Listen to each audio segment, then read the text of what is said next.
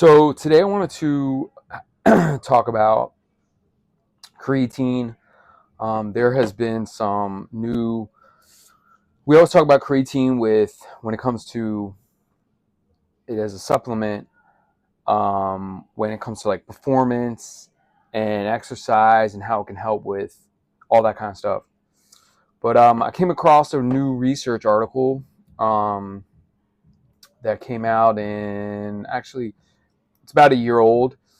Actually less than a year old, and it's actually really good. Some really good information because um, it talks about a particular level of what we call serum neurofilament light chain, and so I looked at the basically the opposite of it, which is what happens when you have a lot of this in your brain. And there is a association when you have this in your brain as a biomarker for mortality risk,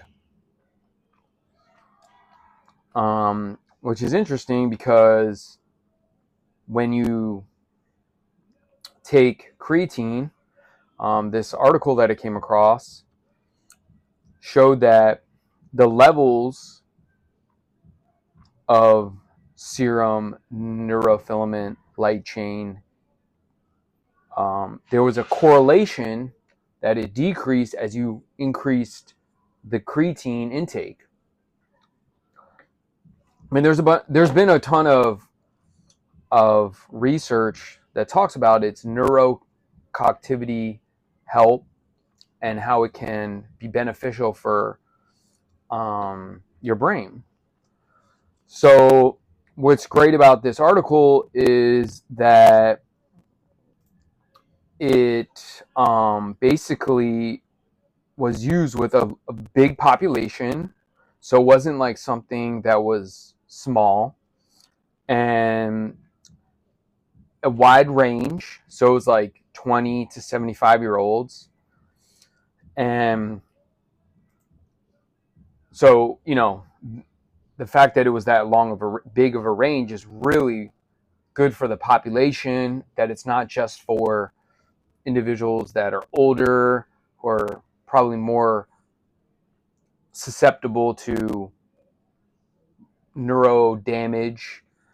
But what's great about this is that it was a wide range. They were followed for a number of years, so it wasn't just like a year.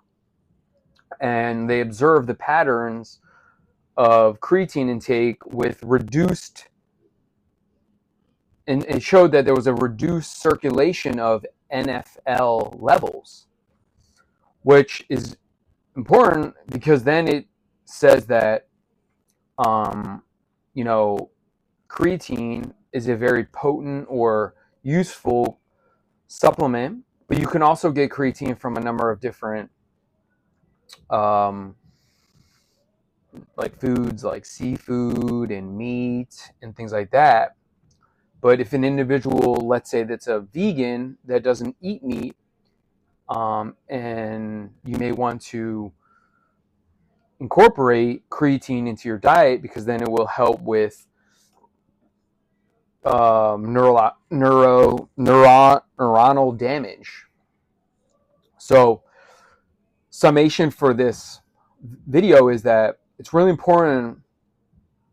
Sometimes we hear that creatine has always had a bad rap, that it's bad for you and it can cause XYZ and whatever. But more and more research is coming out in the past decade, which more and more research is coming out in the past decade or so due to technology that has shown to prove that creatine is actually really good for your brain.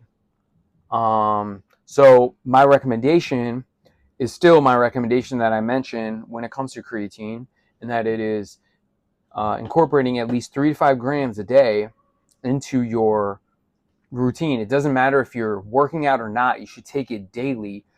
And I promise you, I personally think that the effect has helped me, even on days where I feel down. My cognitive ability, I mean, I know this is sort of biased, feels a little bit more aware, alert, versus day that I might have forgotten. I know that's a little bit, like I said, it's a little bit of an opinion, but what's really important is that there is a correlation, that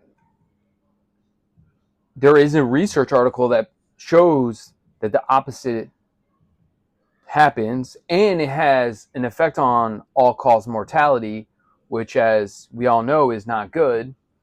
And this is proving that this stuff, that creatine, is very important. And I'm going to track back to what I said before about when this article came out. It actually came out literally 4 days ago. I was referring to the article that came out last year about the level of the neurofilament light chain and its association with all-cause mortality. So get your creatine, take it daily, see the benefits, and potentially help with you staying alive longer. If you have questions or comments, you can comment below. I got a link to a offer for 20% off of for life of Thorne supplements. Has a great creatine. I've been taking it forever. And so hope this helps. Peace.